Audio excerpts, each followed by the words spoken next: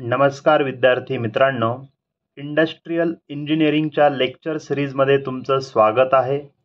मित्रांनो, आजच्या लेक्चरमध्ये आपण स्टँडर्ड टाइम ह्या टॉपिकवरती न्यूमरिकल कसे सॉल्व केले जातात आणि स्टँडर्ड टाइम कसा कॅल्क्युलेट केला जातो हे बघणार आहोत.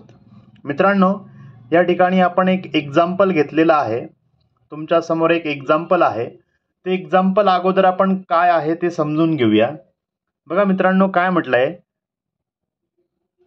Activity on the shop floor consist of 3 element. Shop फ्लोअरवरती कोणती तरी ऍक्टिव्हिटी आहे, त्या ऍक्टिव्हिटीला 3 एलिमेंट्स मध्ये डिवाइड केलेलं आहे. आपण ऑलरेडी शिकलोय, स्टँडर्ड टाइम कॅल्क्युलेट करताना ऑपरेटर ज्याही मुवमेंट्स करतो, जेही ॲक्शन्स करतो, त्याला आपण छोट्या छोट्या पार्ट्समध्ये डिवाइड करत असतो. या ठिकाणी त्या ॲक्टिव्हिटीला 3 पार्टमध्ये डिवाइड केलेलं आहे. ओके, पुढे म्हटलंय calculate standard time for the activity. परंतु या ठिकाणी त्यांनी असं म्हटलंय, ह्या टोटल ॲक्टिव्हिटीसाठी, या पूर्ण काम करण्यासाठी ऑपरेटरला किती वेळ लागेल, हा स्टँडर्ड टाइम आपल्याला या ठिकाणी कॅल्क्युलेट करायचा आहे.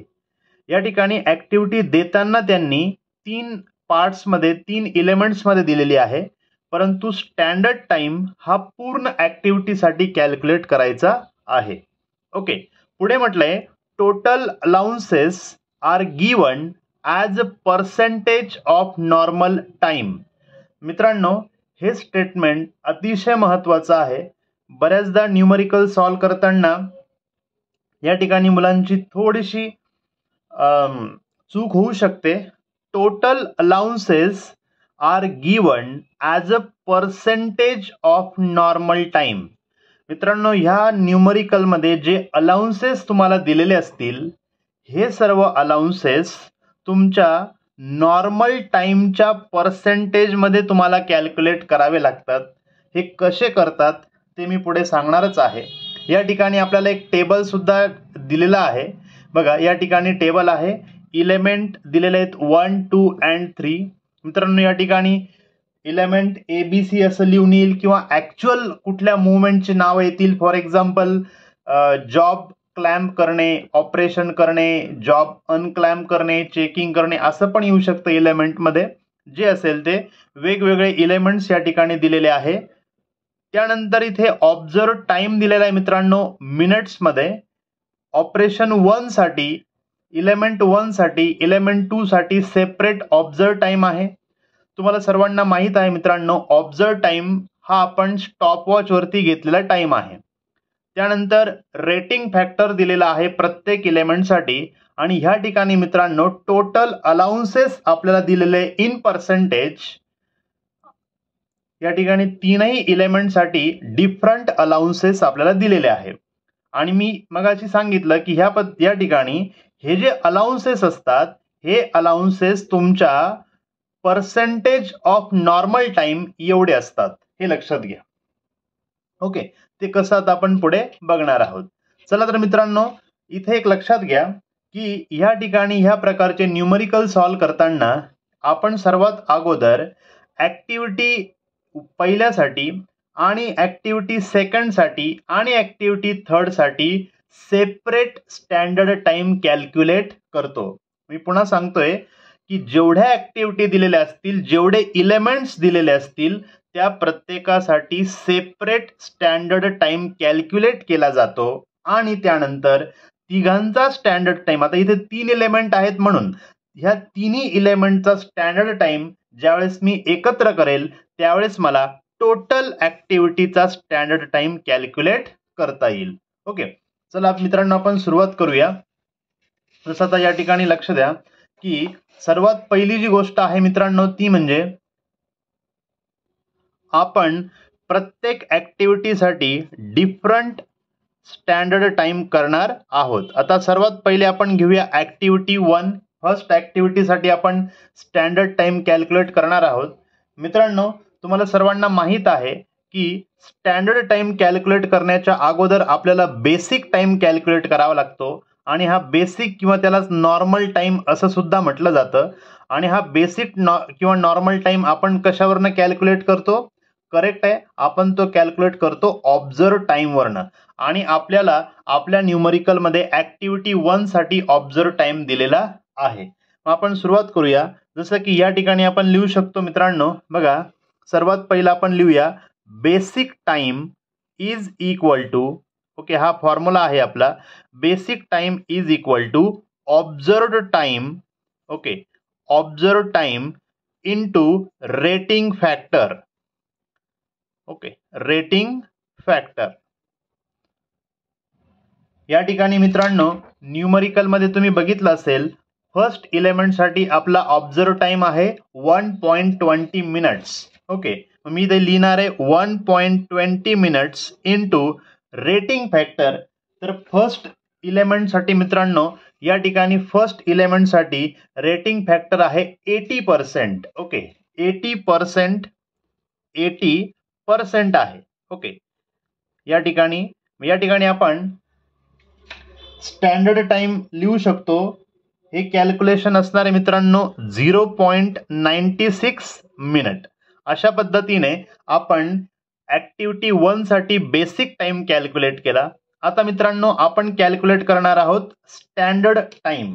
ओके आता मित्रांनो स्टँडर्ड टाइम कॅल्क्युलेट करण्याच्या अगोदर तुम्हाला अलाउन्स कॅल्क्युलेट करावे लागतील, अलाउन्सेस. आता मगाशी ज्या प्रकारे मी म्हटलं होतं की हे जे स्टेटमेंट आहे हे या ठिकाणी फार महत्वाचं आहे की जे अलाउन्सेस आपल्याला दिलेले आहेत हे पर्सेंटेज ऑफ नॉर्मल टाइम आहे. Okay percentage of normal time. आता ऍक्टिव्हिटी 1 साठी हे लक्षात घ्या, ऍक्टिव्हिटी 1 साठी आपला अलाउन्स किती दिलेला आहे? 22%. ओके लक्षात घ्या, ऍक्टिव्हिटी 1 साठी अलाउन्स आहे 22%. पण 22% ऑफ नॉर्मल टाइम म्हणजे आपण या ठिकाणी असं लिहिणार allowance is equal to 22% of normal time. Normal म्हणजेच basic time. Okay 22% of basic.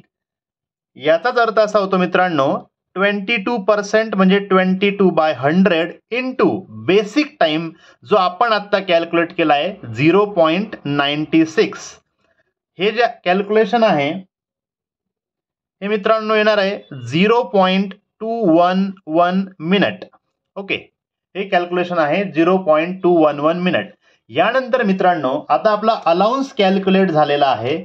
आता अलाउन्स नंतर मात्र या ठिकाणी आपण लिहू शकतो standard time is equal to, standard time is equal to basic time, okay basic time plus allowance. हे फॉर्म्युले मित्रांनो आपण ऑलरेडी मागच्या व्हिडिओमध्ये शिकलेलो आहोत.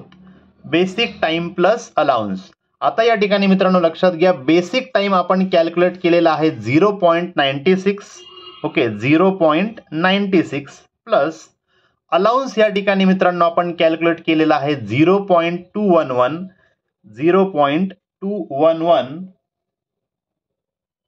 आणि या ठिकाणी मित्रांनो हे आन्सर आहे 1.171 minute.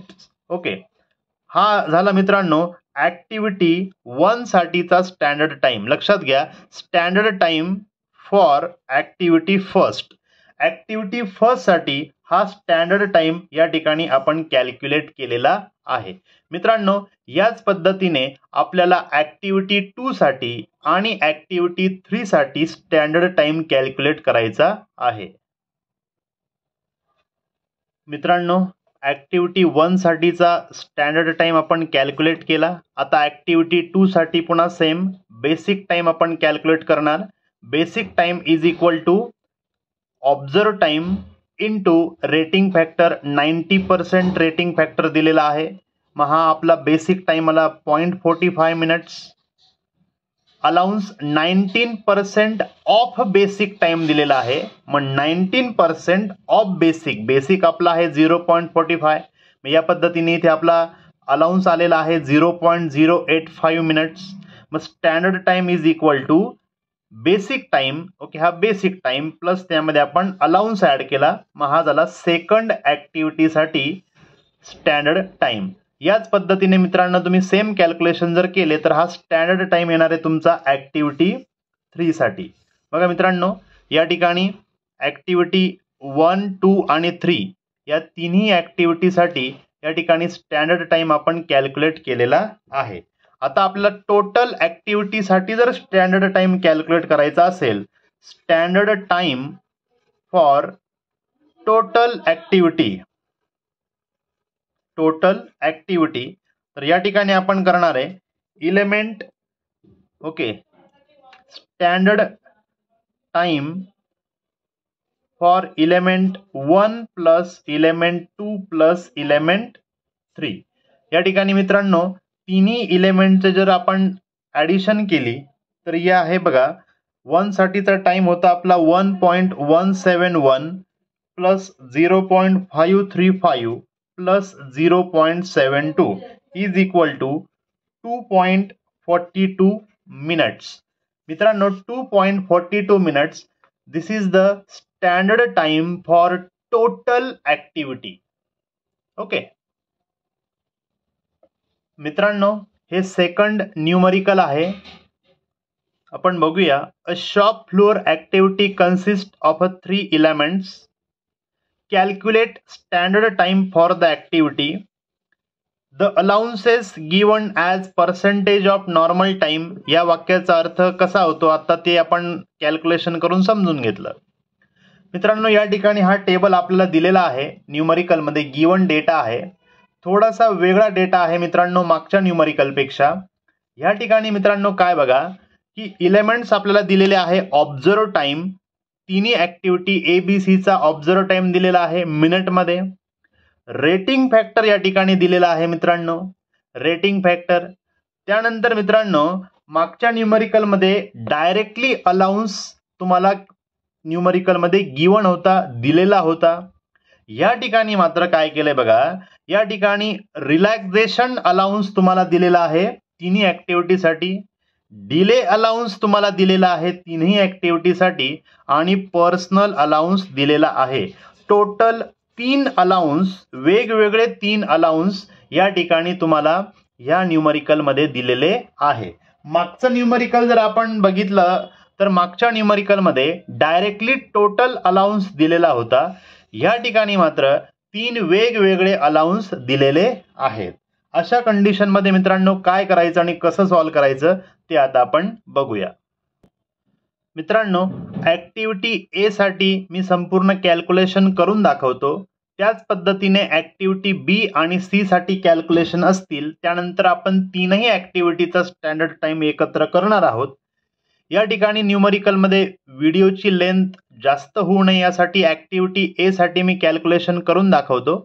Same calculation activity B आणि C साठी असणार आहेत.